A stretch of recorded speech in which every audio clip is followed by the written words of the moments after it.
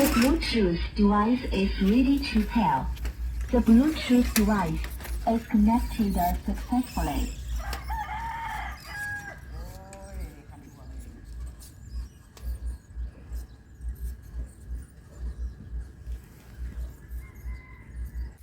กะ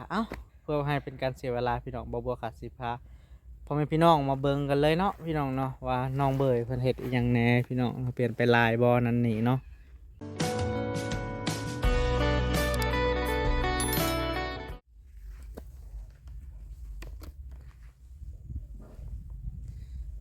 กราบทักทายสบายดีพี่น้องเนาะทักทายสบายดีพ่อแม่พี่น้องฟังลาวและก็สวัสดีพ่อแม่พี่น้องฟังไทยและก็ทางต่างประเทศนำเด้อพี่น้องเอ้ยมื้อนี้ก็พอๆกับ2เบาบัวกันคือเก่าพี่น้องเนาะหลังจากที่เบาบัวก็บ่ได้ไปหาน้องเบยเพิ่นเนาะค่อนข้างจะเป็นเดือนแล้วเด้พี่น้องเอ้ยทางเบาบัวบ่ค่อยมีเวลาไปหาทางน้องเพิ่นพี่น้องเอ้ยแล้วก็มื้อนี้ทางเบาบัวก็สิมาอัปเดตเนาะบ่ฮู้ว่าทางน้องเพิ่นอยู่บ่พี่น้องเนาะแต่ว่าเห็นทางน้องเพิ่นมาเสริมรอนำเบาบัวเมื่อกี้เนาะคิดว่าน้องเพิ่นมาแล้วแต่ว่าบ่เห็นนะพี่น้องเนาะมันนี่ก็ได้พี่น้องเอ้ยแต่ว่าบัวก็สิไปหาทางน้องเพิ่นมาเยี่ยมยามเนาะเนื่องจากทางผู้ใหญ่บัวนะพี่น้องเนาะเพิ่นว่าสิให้บัวซื้ออันนั้นข้าวสารให้น้องเบยเนาะแต่ว่าทางบัวยังสิไปถามน้องเบยก่อนพี่น้องว่ายังบ่คันว่าเบิดแล้วทางบัวก็สิได้ถามทางผู้ใหญ่อีกเทื่อนึงคันว่าเพิ่นให้ซื้อเนาะบัวก็สิได้ไปซื้อพี่น้องเอ้ยเนาะเนื่องจากทางบัวก็บ่ได้ไปอัปเดตเนาะ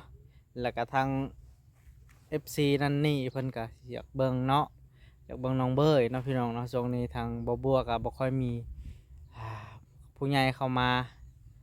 ให้บัวเป็นสะพานบุญบัวก็เลยหยุดในการถ่ายคลิปเนาะแต่ว่ากับบัวก็สิเบิ่งน้องเพิ่นแบบว่าอยู่ห่างๆเนาะแต่ว่ากับเบิ่งเนาะพี่น้องเนาะอย่างสิเบิ่งคือเก่าหั่นแหละฮักแพงคือเก่าหั่นแหละพี่น้องทั้งแม่สิบ่ได้ถ่ายคลิปเนาะทางน้องเพิ่นก็มาหาบัวนั่นนี่อยากตัดผมนั่นนี่บัวก็ยินดีตัดให้ฟรีตลอดพี่น้องบัวก็บ่ได้คิดอีหยังมากมายพี่น้องเนาะเพราะว่าน้องเพิ่นอยู่คนเดียวพี่น้องแล้วก็มีทางภรรยาเพิ่นแน่พี่น้องบัวก็เป็นคนที่สอบช่วยเหลือสังคมแน่พี่น้องเหมือนว่าบัวเว้าเนาะทางบัวก็มักในการสอบช่วยเหลือเนาะมักช่วยเหลือสังคมพี่น้องเนาะแต่ว่าทางบัวครับยังบ่มีโอกาสสิได้เฮ็ดพี่น้องแต่ว่าความฝันของบัวหลักๆก็คืออยากประสบความสำเร็จแล้วก็อยากไปหาตัดผมช่วยเหลือสังคมนั่นนี่พี่น้องแต่ว่าบ่ฮู้ว่ามันสิไปได้บ่พี่น้องเนาะก็เพื่อให้เป็นการเสียเวลาพี่น้องบัวขาดสิพาพ่อแม่พี่น้องมาเบิ่งกันเลยเนาะพี่น้องเนาะว่าน้องเบยเพิ่นเฮ็ดอีหยังแหน่พี่น้องเปลี่ยนไปหลายบ่นั่นนี่เนาะนี่พี่น้องเห็นป่ะหลังจากที่บัวบ่ได้ไปหาทางน้องเพิ่นโดนพี่น้องเพิ่นเฮ็ดทานพี่น้องเพิ่นเฮ็ดทานนะได้พี่น้องนี่พี่น้องทางน้องเพิ่นก็อยู่กับภรรยาเพิ่นพี่น้องเพิ่นก็ได้เฮ็ดทานนั่นนี่เนาะ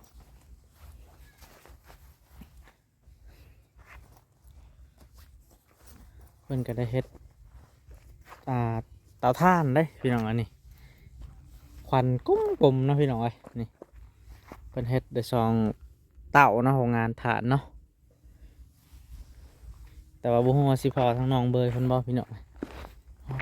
นี่พี่น้องเห็นบ่หลายๆคนก็คือสิกินฮอดน้องเบยเนาะ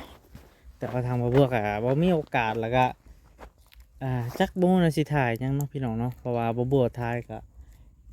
บ่ได้ให้ทั้งน้องเพิ่นนั่นนี่เนาะรายได้บัวก็บ่ค่อยมีแล้วพี่น้อง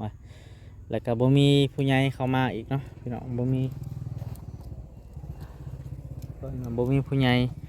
ให้บัวมาเป็นสะพานบุญเนาะตรงนี้เนาะพี่น้องก็เลยเงียบๆแน่พี่น้องนะ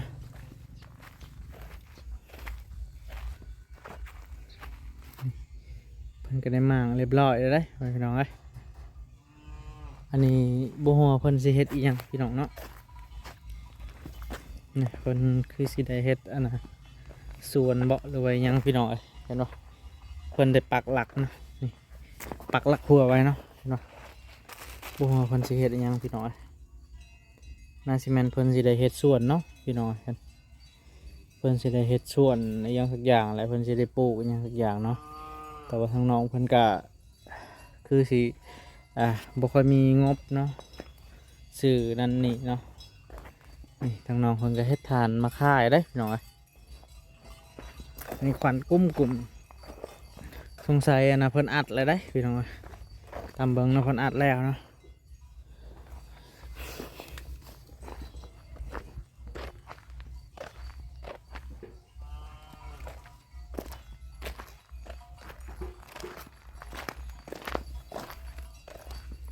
นี่พี่น้อง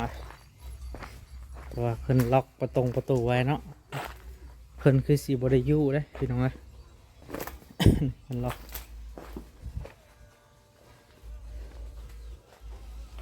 เพิ่นยังเฮ็ดอยู่เฮ็ดกินอยู่นี่เนาะพี่น้องเพิ่นยังอยู่เฮ็ดอยู่เฮ็ดกินอยู่นี่นี่เพิ่นก็ล็อกไว้ประตูเพิ่นล็อกไว้เนาะพี่น้องว่า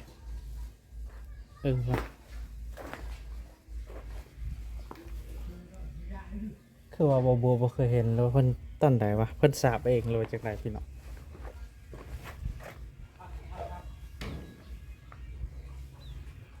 บัวในใจเนาะเพราะว่ามันแปลกๆเนาะบัวหาก็เห็นเนาะเนาะพี่น้อง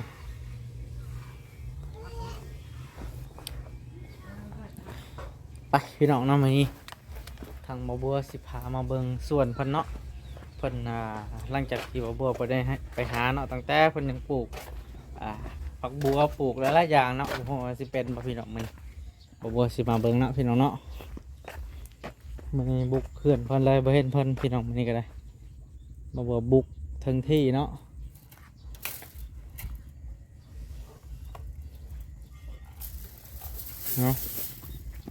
มื้อนี้ก็ได้ตามใจ FC เนาะที่ว่าให้บัวนะไปถ่ายนางเบิดเนาะพี่น้องเนาะนี่ยังพี่น้องแตงโมบ่อยู่ไว้ยังบ่ได้ใจคือกันเนาะ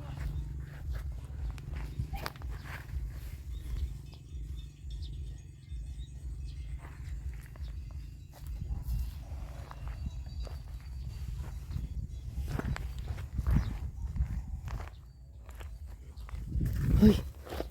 วินพลัดโอ้น้องเบย์ใส่วินพัดนี่ว่าเดี๋ยวลองมา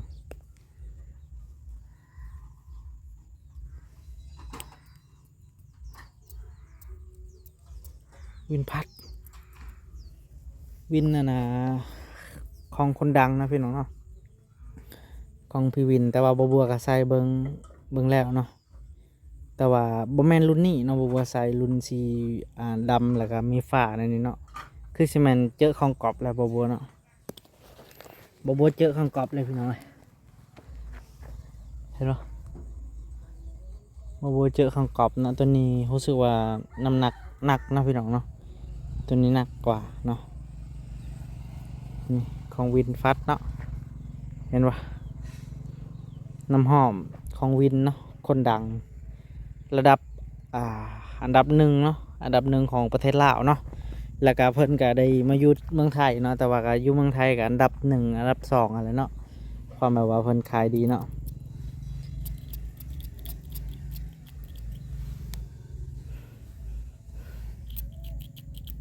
เบิ้ง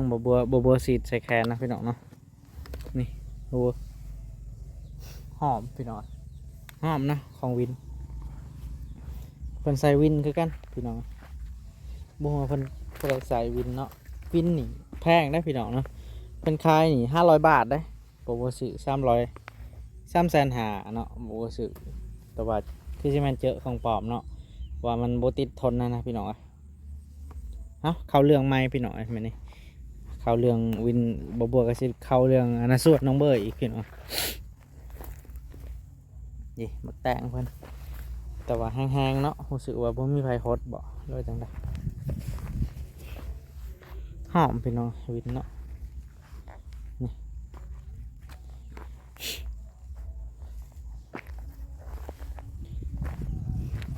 แต่ว่ารู้สึกว่าทางน้องเพิ่นบ่มีฝุ่นพี่น้องรู้สึกว่าบ่มีฝุ่นเนาะ ก็เลยมันเฮ็ดให้พักนี่บ่เป็นเนาะพี่น้องเห็นบ่เพิ่นบ่มีฝุ่นเพิ่นเอาฝุ่นนั่นน่ะทานดำเนาะหรือว่าขี้ฝุ่นนั่นนะเศษทานดำเพิ่นไปเฮ็ดฝุ่นแล้วมันก็บ่ถึกเนาะกันว่าบ่คือแบบฝุ่นแบบขี้เลื่อยหรือว่าฝุ่นขี้แบบ่นั่นนี่เนาะเอาเผาแล้วก็มาใส่เนาะเห็นบ่พี่น้องเพิ่นก็ปลูกเบิดอันนี้เนาะแต่ว่าเขาคิดว่าเนาะส่วนเพิ่นเนาะพี่น้องเนาะคือสิตานอันน่ะแบบ่ได้เนาะเพราะว่าแบมันสิเข้าเนาะเห็นบ่มันห่างเนาะบ่คือมีตะนางนะพี่น้องมีตะนางนี่สิตานได้อยู่หรือว่ากันได้เนาะหอมขนาดวินผัดนี่ติดทนเลยพี่น้องรุ่นตัวบัวสื่อหันมันบ่ติดทนพี่น้องมันแบบเฮาสีทำอิฐมันก็กินแห้งอยู่แต่ว่าพอแบบล่างๆมันก็สิบ่มีกลิ่นเนาะหรือว่าตัวนี้นี่ติดอะไรบัวเก็บในนี่บัวลองสีมันนี่ก็มาตามใจ FC คือเก่าพี่น้องเนาะบัวก็ตามใจพี่น้อง FC เนาะทีหลายๆคนก็จากเบิ้งน้องเบยเนาะแล้วก็เบิ้งน้องเบยเนาะเมื่อกี้เห็นอยู่ทางน้องเพิ่นมาหาบัวอยู่หานเนาะเพิ่นก็เริ่มมาเข้าเสริมรอจากน้อยนึงแต่ว่าบัวก็บ่ได้คิดเงินดอกพี่น้องตัดให้การฟรีพี่น้องคันมาหาอยู่หานเนาะแต่ว่าให้บัวไปหาก็บ่ค่อยมีเวลาเนาะมันก็มีแต่ว่ามันเวลาสั้นๆพี่น้องเนาะบัวก็เลยบ่ได้มาเนาะมีแต่ซ้ำนี่แหละพี่น้องมาอัปเดตให้พ่อแม่พี่น้อง FC เบิ่งส่วนนั้นนี่เฮือนเพิ่นนั้นนี่เนาะแล้วก็ของอยู่ของกินเพิ่นก็คือสิย่างอยู่ดอกพี่น้องบัวก็เป็นทั้งน้องเพิ่นพี่น้องเดี๋ยวสิล็อกไว้ให้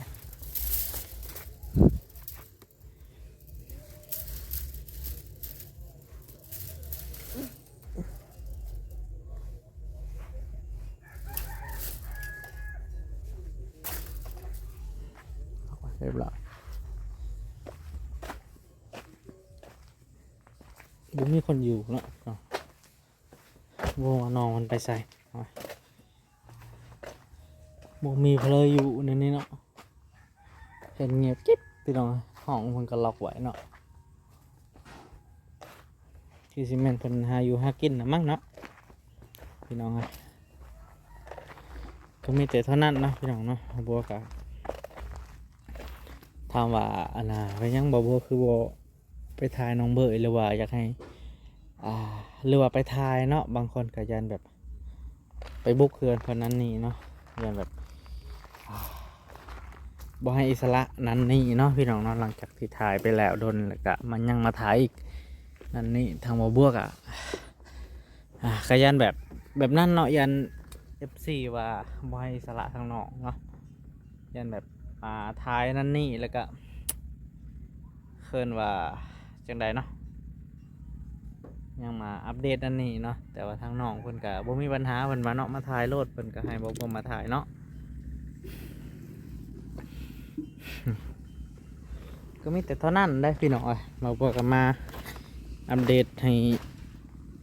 พี่น้อง FC เบิ่งนั่นนี่เนาะนี่โอ้พี่น้องมองไปเห็นปะมองเพิ่นมันอันนั้นเนาะมันแตกยอดมันบ่รู้จังไดพี่น้องคันมีคนฮดนี่ก็สิได้โอเคอยู่ได้โอ้พี่น้องเนาะลำใหญ่เพิ่นเนาะลำใหญ่เนาะ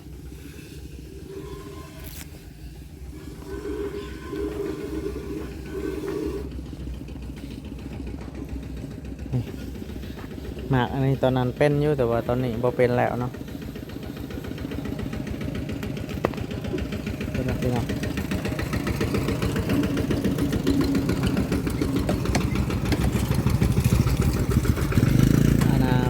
หนาวบ่พี่น้อง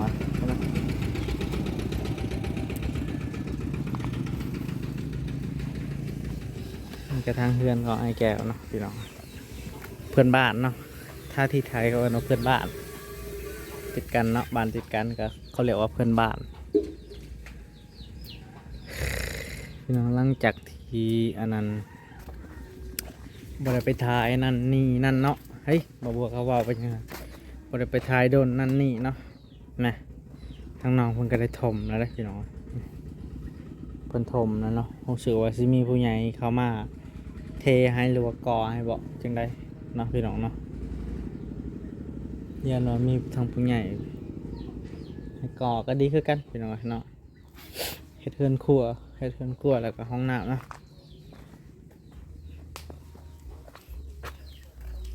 ยังหอมเลยพี่น้องวินพัด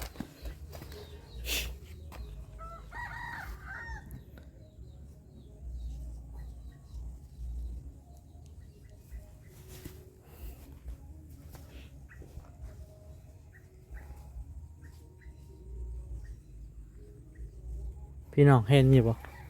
รู้สึกว่าอันน่ะเฮือนเพิ่นนี่ตอนพอเพิ่นก่อให้เนาะเพิ่นโบกหรือว่าก่ออิฐนะมันสิโค้งๆเนาะตัวนี้ก็สิโค้งอยู่ตัวนั้นก็สิโค้งอยู่เนาะ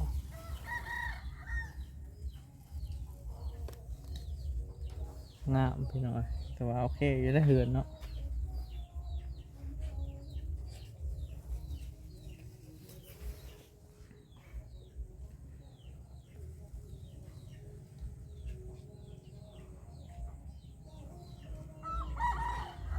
ไปพี่น้องก็สิประมาณนั้นอันนี้ก็คือ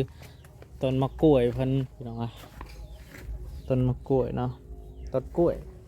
มันก็ถือคมมันก็สิบ่เกิดหรือว่าบ่เป็นนะเนาะ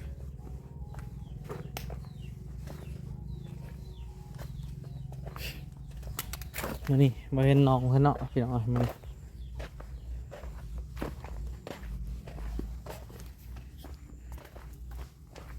มาบุกเฮือนเพิ่นก็ว่าได้พี่น้องมื้อนี้ก็ได้มาบุกเฮือนน้องเบยเนาะแต่ว่าบ่เห็นน้องเบย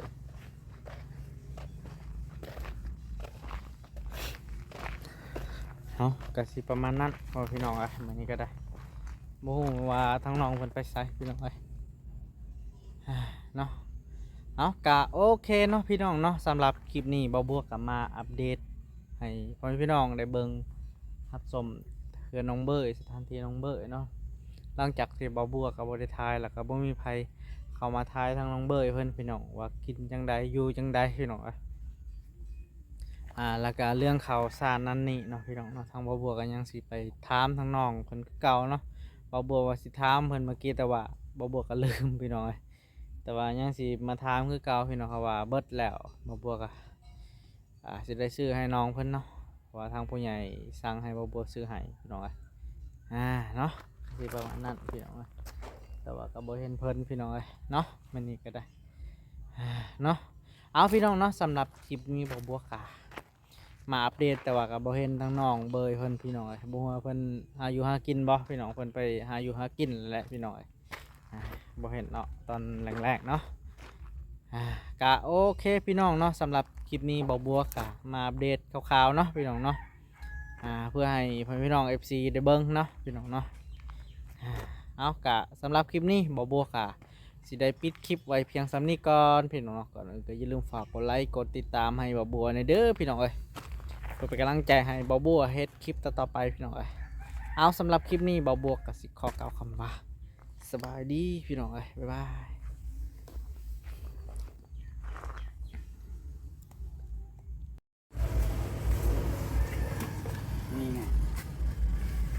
The Bluetooth device is ready to pair. The Bluetooth device is connected successfully.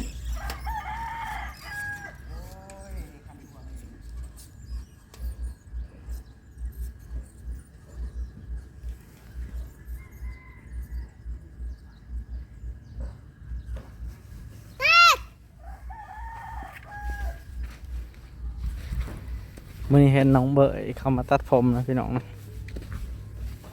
ก็เลยถ่ายเพิ่นเนาะพี่น้องเนาะ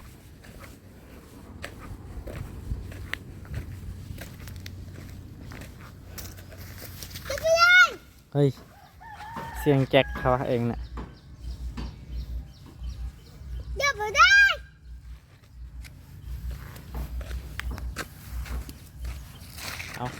สบายดีพี่น้องอันนี้บ่บัวกะได้เสริมรอยให้น้องเบยเล็กๆจังหน่อยนะพี่น้องเนาะมื้อนี้ก็เนื่องจากน้องๆเพิ่นก็ไปเนาะบัวเพิ่นไปใส่พี่น้องเพิ่นมาบ้านเพิ่นมื้อเฮือนเนาะน้องบ่บัวกะหิวข้าวพี่น้องมื้อนี้ก็ได้เมื่อยแน่ถามว่าลูกค้าหลายบ่ก็บ่หลายๆแต่ว่าสร้างบัวรูดทุนพี่น้องเมื่อยเนาะเอาพี่น้องแนะนำกันเนาะว่าสิควรกินยายังให้พี่น้องเพื่อให้หุ่นบัวลดลงเนาะอยากได้ราคาอยากได้หนักอยากได้น้ำหนักพี่น้อง50 โลเนาะเอาพี่น้องก็ติชมได้เนาะพี่น้องเอาสำหรับคลิปนี้เบาบวกบ๊ายบายเลยเด้อบ๊ายบาย